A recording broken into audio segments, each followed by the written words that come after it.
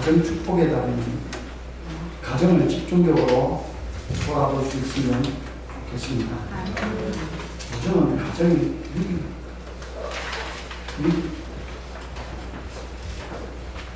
늘 터지는 뉴스들을 보면 참 어떻게 저럴 수 있을까 싶을 만큼 대면적인 부모와 자식들이 많이 있습니다.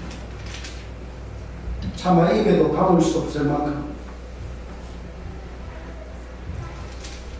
정말 인권이 철저하게 유린되는 그런 모습을 봅니다.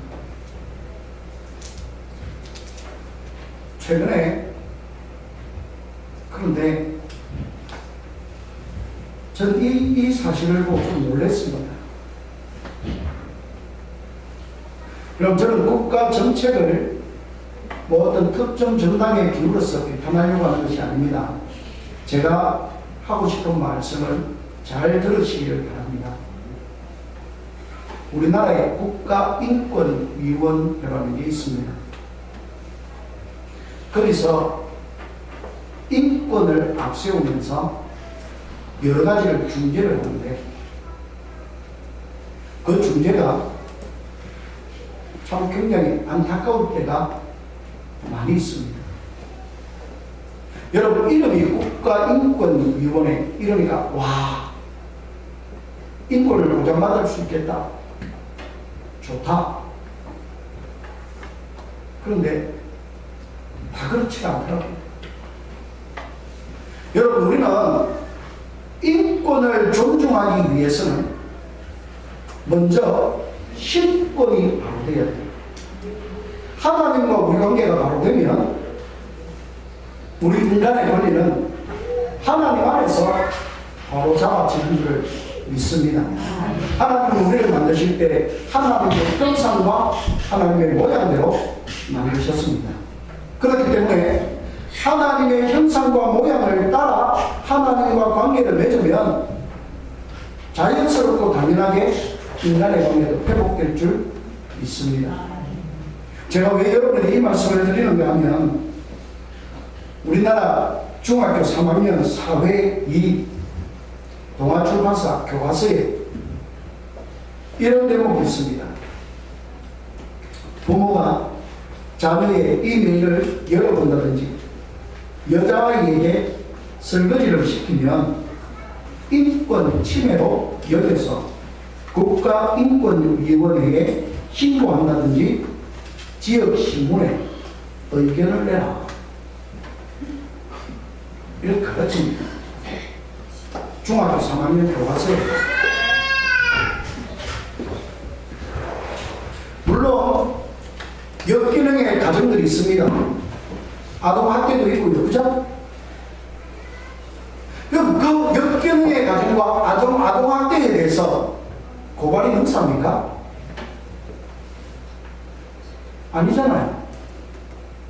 그런데 국가인권위원회에서 교과서를 만드는 사람들에게 이런 걸 신고해요.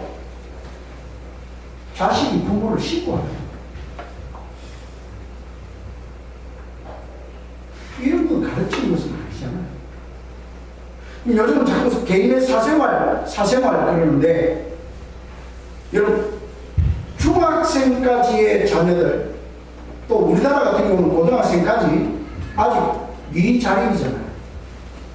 청소년이잖아요. 그러면 미국의 심리학자나 청소년학자들이 하나같이 하는 말이 자녀의 이메일과 SNS를 살펴봐야 돼요. 그래서 이 아이들이 정말 제대로 사는지 확인해야 돼요.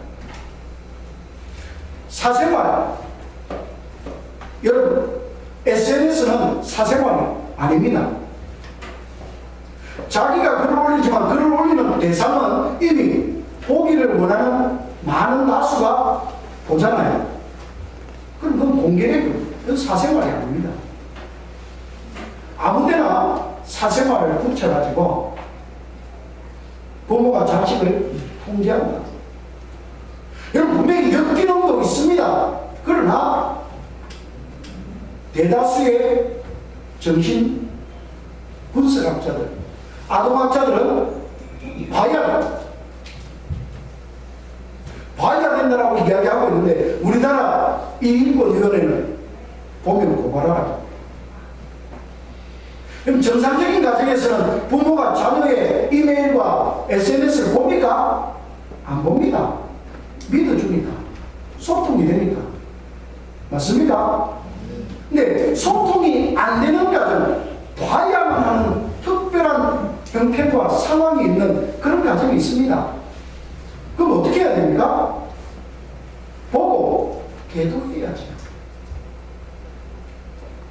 부모는 자녀가 바로 자라서 당당한 사회인이 될 수 있도록 양육하는 책임이 있습니다. 그 양육하는 책임은 어떤 것보다 우선. 그런데 지금 세상의 풍조를 보면 이런 가정에서의 순기능을 자꾸만 제한하는 거예요. 가장 대표적인 것이 동성애. 그럼 동성애는 절대로 인권이 아닙니다. 동성애가 어떻게 인권입니까? 인간의 하지 못할 짓을 하는. 그리고 동성애가 만연해지면 가정이 어떻게 되겠습니까? 없어집니다. 동성애가 생기는데 가정이 어떻게 생깁니까? 가정은 남자와 여자가 하나님의 창조의 원리 안에서 결혼해서 부부가 될 때 거기서 가정이 형성되는 겁니다. 남자가 남자를, 여자가 여자를 그렇게 관계를 맺는데 그것이 뭐가 되겠습니까?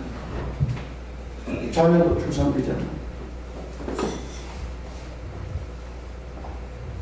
제가 아까 말씀드린 몇 개는들처럼 부모가 자녀를 학대하는, 자녀가 부모를 학대하는 그런 세상. 그럼 왜 이런 일들이 이렇게 빈번하게 일어나느냐? 여러분 분명히 기억해야 합니다. 기준이 잘못됐습니다. 기준이. 인권이 기준이 아니고 힘권이 기준이 되고 하나님과의 관계가 바로 서면 분명 하나님은 모든 것을 바로잡아 주실 줄 믿습니다. 그런데 하나님과의 관계가 처음부터 뒤틀리는, 안타깝지만 우리 아이들은 어려서부터 진화론을 배우면서 자랍니다. 그 진화론의 가장 핵심은 우연히 생겼다는, 우연히. 우리 부모들이 자녀들 앞에서 농담할 때 다리 밑에서 주워온다, 그런 농담 하지 마십시오. 그게 우습습니까? 아닙니다. 아이의 자존감을 엄청나게 떨어뜨립니다. 어쩌다 보니까 태어났다. 니는 안다라고 했는데. 저도 그런 소리 좀 들었습니다. 막내 아닙니까, 막내. 그 소리 듣고 자라서 목사까지 됐다는 기적입니다. 근데 우리 어릴 때는 이런 이야기 너무 자연스럽게 했잖아요. 말자, 끝소리. 참, 생각하면 가슴이 아파요. 이 다 뭡니까? 기준이 잘못됐어요. 오늘을 살아가는 저와 여러분의 세대에 가장 무서운 재앙이 뭡니까? 지진입니다. 지진. 왜요? 우리는 다 발을 땅에 딛고 땅 위에 집을 짓고 살잖아요. 그런데 그 기준이 되는 땅이 없으니까 사람들은 홍유백산 정신을 못 차립니다. 물리적 땅이 우리의 기준이라면 우리의 정신적 땅, 우리의 영적인 땅은 하나님이십니다. 그런데 하나님 위에 우리의 생각을, 우리의 몸을, 우리의 모든 것을 세우지 않으면 결국 우리도 혼돈을 겪고 무너질 수밖에 없습니다. 그것이 지금 오늘 제가 단적으로 이야기한 국가인권위원회에서 계도해가지고 교과서에 실은 아이들에게 부모를 고발해라. 그거 아닙니까? 그러면 이런 배단의 사회 속에서 저와 여러분은 그럼 어떻게 해야 됩니까? 어떻게 하면 신권을 바로 세울 수 있습니까? 오늘 보면 에베소서에서 그 말씀을 들려주고 있습니다. 먼저 에베소서 6장 1절에서 자녀들에게 이렇게 권고합니다. 주 안에서 너희 부모에게 순종하라. 그럼 여기서 가장 중요한 것은 주 안에서. 주 안에서. 예를 들면 부모가 종교가 다릅니다. 내 아이가 교회를 가요. 야, 네가 부모가 믿는 종교 안 믿어. 왜 교회 가냐? 못 가. 그래놓고 부모의 말에 순종해라. 순종해야 됩니까? 안 해야 됩니까? 안 해야 됩니다. 왜 그런지 압니까? 생명을 주는 유일한 종교가 기독교입니다. 우리는 생명 안에 있습니다. 생명이 없는 종교에서 생명을 잃어가는 사람에게 생명을 살리기 위해서는 생명 있는 종교에서 생명으로 끌어당겨야 됩니다. 그래서 오늘 본문에 단서가 나옵니다. 주 안에서 너희 부모에게 순종하라. 그럼 부모들이, 대부분의 부모들은 자녀들이 고통받는 걸 싫어합니다. 그래서 부모가 병을 가지면 많이 숨기죠. 그죠? 예. 부모가 병을 가지면 숨기는데 부모가 큰 병을 가졌습니다. 예, 자녀들이 알았어요. 근데 부모가 자식들 생각한다고, 야, 뭐 나 어차피 곧 죽을 건데 내둬라. 돈도 없는데. 그렇게 말한다고 해서 자녀가 내외두는 자녀가 있습니까? 여러분 있습니까? 없지요. 어제 저희 어머니 뵙고 왔습니다. 얼마 전에 저희 어머니 중환자실에 한 열흘 정도 들어가 계셨습니다. 굉장히 혼란스럽더라고요. 어떻게 해야 합니까? 계속 치료를 했습니다. 많이 좋아지셔서 퇴원했고요. 어제 가서 보니까 제가 본 것 중에 제일 좋았습니다. 그때 드는 생각이, 야, 치료하길 잘했다. 열흘 동안 중환자실에 들어가 계셨지만 정말 잘했다. 안 그랬다면 얼마나 후회했을까. 여러분, 이런 원리를 가지고 신앙의 원리를 접해보면 우리에게는 하나님과 우리 안에 진짜 생명이 있는데 그 생명의 복음을 믿지 못하고 깨닫지 못한 부모에게 전해야 되죠. 그러면 주 안에서 순종한다면 믿음으로 더 많이, 더 열심히 기도하고 헌신해야죠. 그래서 부모를 살려야 됩니다. 제 아는 후배가 있었습니다. 여자가 있었습니다. 교회 다닌다고 아버지가 딸 자식에게 망치를 집어 던졌습니다. 그 망치에 맞아서 머리가 깨졌습니다. 그래도 이 아이가 교회를 다녔습니다. 학창시절. 그리고 난 다음에 얼마 전에 한번 만났습니다. 얼마 전에 만났으니까 그 아이 부모도 이제 많이 늙으셨겠죠. 제가 와서 그러더라고요. 우리 아빠를 위해서 기도해요.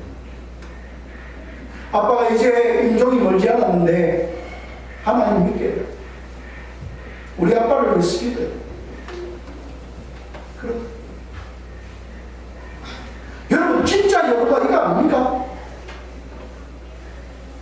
아빠가 머리가 깨지도록 학대를 함에도 불구하고 끝까지 하나님 앞에서 믿음으로 인내하면서 아빠의 영혼을 위해서 기도하고 아빠의 마지막 가는 길까지라도 하나님이 도우셔서 돌이킬 수 있으면 생명의 길로 돌이키게 해달라고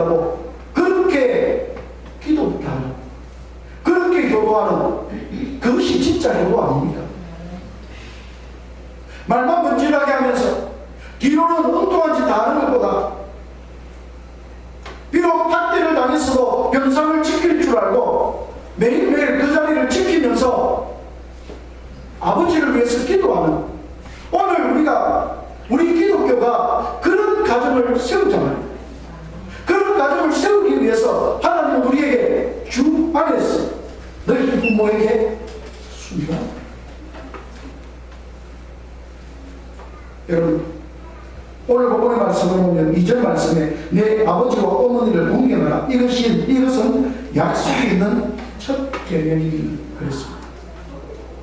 여러분, 이 말씀은 우리가 무슨 말씀을 이야기하느냐면, 여러분도 잘 알다시피 기독교에 10계명이 있습니다. 아십니까? 예, 모세를 통해서 받은 10계명, 10가지 계명이 있지요. 그 10가지 계명 중에 5번째 계명이 내 부모를 공경하라.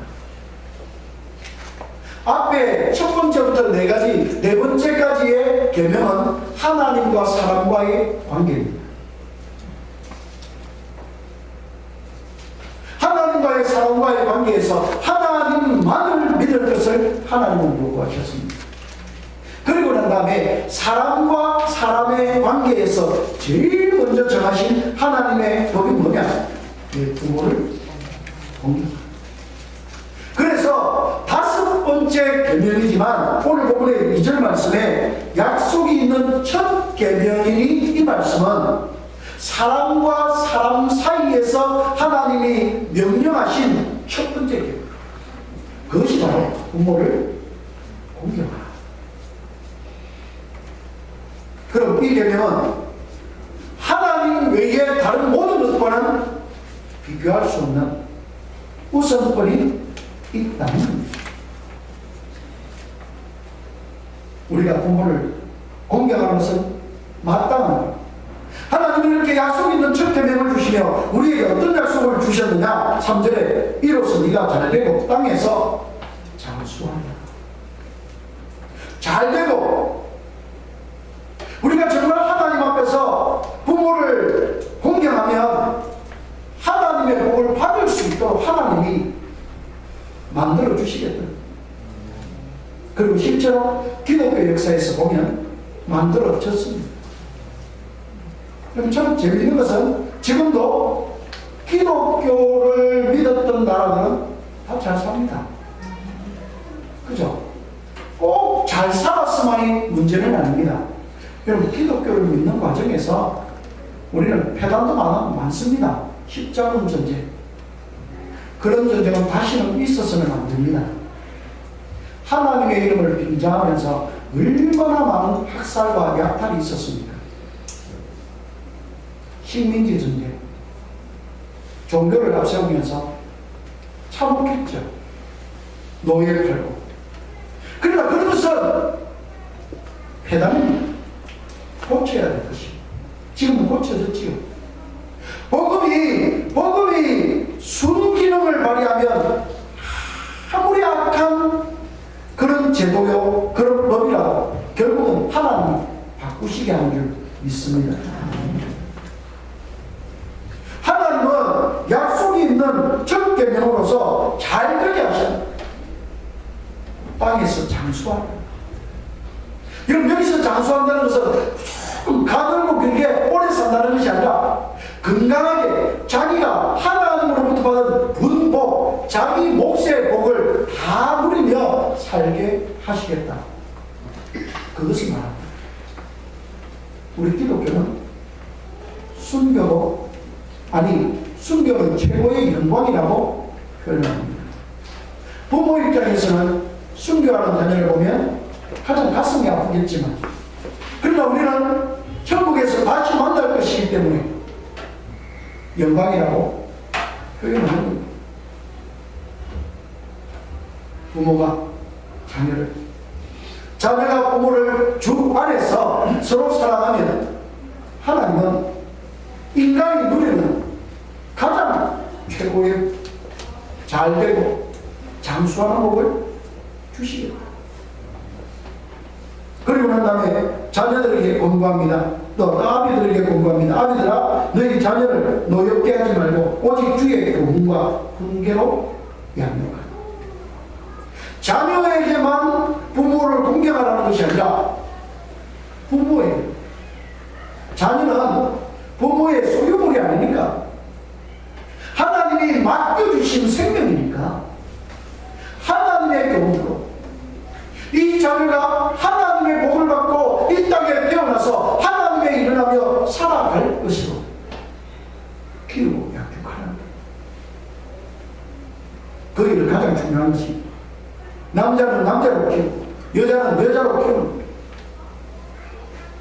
남자를 남자로 키우고 여자를 여자로 키우면 동성애 같은 일이 벌어지지 않겠죠.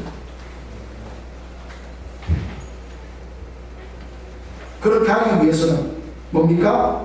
오직 주의 교훈과 훈계로 양육하라. 여러분, 아동학으로 하라는 것이 아닙니다. 심리학으로 하라는 것이 아닙니다. 정치학으로 하라는 것이 아닙니다. 무엇으로? 주의 교훈과 훈계. 하나님의 말씀 안에 인간의 본질이 있고 생명이 있습니다. 주의 말씀은 내 발의 등이요 내 길에 빛이다 말씀하셨습니다. 주님의 말씀을 쫓아 인생이 순종하며 가면 그 인생은 절대로 실패하지 않습니다. 역사가 증명합니다. 제가 말씀드렸지요. 기독교를 받아들였던 나라들 많은 배당이 있었고 많은 문제가 있었지만 그러나 그 나라들은 지금도 잘 삽니다. 그게 증명합니다. 분명히 인간이기 때문에 문제도 있고 배단도 있습니다만, 그러나 결국 하나님의 복음이 우리를 바로 잡아 세워주시는, 이제 우리는 기준을 잡아야 됩니다. 얼마나 많은 정보 속에 살아갑니까? 저는 물 먹는 것을 참 좋아합니다. 그래서 많은 사람에게 물을 먹으라고, 어떤 의사들은 물 많이 먹는 것이 좋다고. 그러나 여러분, 모든 사람에게 좋은 것은 아니더라고. 심장이 약한 사람이 있습니다. 그 사람은 물을 절제해요. 사람마다 달라요. 정보가 홍수처럼 넘치는 이 시대에 우리가 분별하며 살아야 되는데, 그 분별하며 살기 위해서 지혜로운 분별력을 가진 것은 뭐냐? 다른 어떤 것도 아니라 바로 하나님과 그 말씀이었습니다. 하나님과 말씀에 쫓아가면 인간의 본질을 찾게 되고 양심을 찾게 되고, 본질과 양심이 우리 안에서 작용을 하니까 우리가 흐트러지다가도 바른 길로 가게 됩니다. 마땅히 교훈할 교훈으로 자녀를 양육하라. 성경은 그렇게 말씀해 주고 있습니다. 사랑하는 여러분, 우리 인생에 한번 적용해 보십시오. 진짜 믿음으로 살고 진짜 믿음으로 행하면 하나님은 우리 가정을 복 주실 줄 믿습니다. 우리 세대를 복 주실 줄 믿습니다. 물론 지금도 많은 기독교인들 중에 제대로 못 보여주는 사람들도 있습니다. 그러나 저는 확신하는데 결국은 하나님이 그런 사람들까지도 바로 잡아 가실 것을 믿습니다. 왜? 하나님은 살아계십니다. 하나님은 살아계셔서 믿는 자들을 통해 역사하십니다. 오늘 저와 여러분, 이 가정 축복의 달에 믿음의 가정을 세우는데 어떻게 세워야 할 것인가? 하나님의 말씀으로 세울 수 있도록 먼저 내가 말씀을 읽고 그 말씀에 믿음으로 순종하며 날마다 말씀을 가지고 결단하고 내가 말씀으로 바로 살아가고 있는지를 점검하면서 참 신앙의 삶을 살아가는 우리가 되기를 주님의 이름으로 축복합니다. 그러면 우리는 분명 무너져가는 우리 가정을 바로잡고 세울 수 있을 줄 믿습니다. 기도하겠습니다. 사랑과 은혜가